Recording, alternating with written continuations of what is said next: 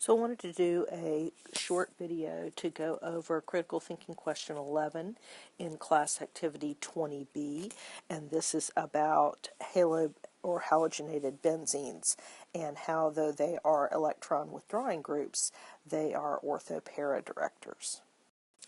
So 11 says, usually an activator or an activating group is an ortho-para director, and a deactivating group is a meta-director. However, a halogenated benzene is a deactivator and an ortho-para director. So it asks you to draw bromobenzene. So there's bromobenzene. It says place a polarity arrow on the CBr bond to indicate the direction of electron flow. So benzene is more electronegative than carbon, therefore it would go that way. It says then using this information determine what effect induction or inductive effects would have on the rate of bromobenzene in an electrophilic aromatic substitution reaction. So think about that for a second.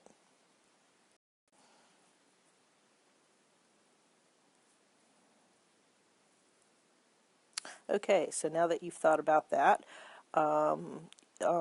bromobenzene is going to decrease the rate of reaction because it's pulling electron density out of the ring, and therefore it's going to make the ring less nucleophilic, therefore less reactive with an electrophile. Therefore it's going to decrease the rate of reaction. Part B asks you to draw the sigma complex, which is the intermediate formed on reaction of bromobenzene with an electrophile. Draw any resonance forms. And then it asks the question, what effect would resonance have on the directive effect? And that means, are you going to get primarily ortho-para or meta? And so I'm going to draw the resonance structures for the formation of the para and the meta. So the first step in the reaction is going to be the benzene ring reacting with the electrophile. And here is your first resonance structure. And so then we're going to show this pair of electrons moving here. And there's our second resonance structure. And now we can move this pair of electrons up here. And that gives us our third resonance structure. So for the intermediate leading to the meta substituted product, we can draw three resonance structures. So let's look what happens when we show the para. Okay, so there is our first resonance structure that forms after we add the electrophile to the para position. And so let's chase these electrons around. So the first resonance structure is going to be move that pair of electrons, and then we form, here is our second resonance structure, and then once again showing that pair of electrons moving, we can show our third resonance structure right there. So notice in this in these resonance structures I have been sure to draw all the lone pairs of electrons on the bromine, and the reason I did that is because of those lone pairs. When we have the substituent adding at the para position, we're going to see we can draw an extra resonance structure. So just like with activating groups that have lone pairs of electrons on the group that's bonded directly to the ring, one of these pairs of electrons can come in like this, and then we can show a fourth resonance structure, which you can see right there.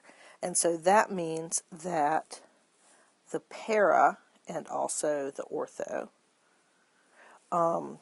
forms are going to be formed when you have a halogen substituent.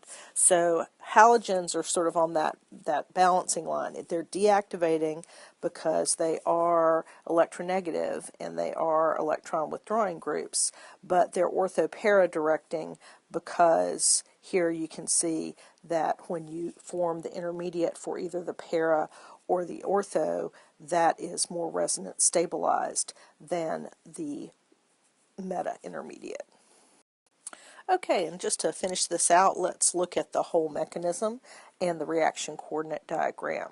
So here we have the reaction coordinate diagram for the addition of an electrophile to bromobenzene, and what I've done is I've copied up here are the intermediates for the para addition, and what we can see here is that here, recall, this is the transition state for the reaction, and because the ortho or the para has 4 resonance structures, it's going to have a more stable intermediate, and this is your sigma complex intermediate here. And so the dashed lines and the thin line represent the para and the ortho products, and the bold line represents the meta intermediates. And recall, the meta intermediates, you only have 3 resonance structures, so that's going to be higher in potential energy. So that means that the energy of activation for the ortho and para is going to be lower than the energy of activation for the meta, and therefore that means the ortho-para forms are going to form faster, and therefore those will be the predominant products of the reaction.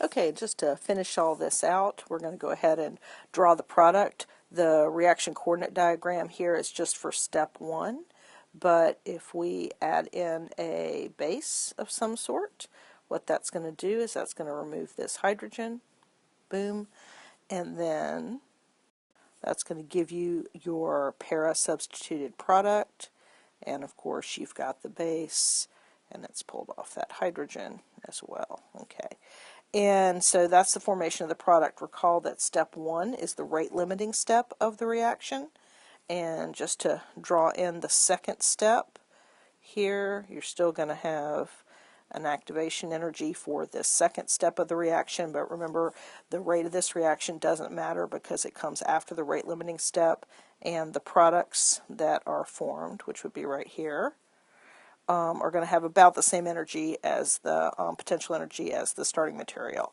So that is the full reaction coordinate diagram for the formation of the para, and the ortho product would look very similar.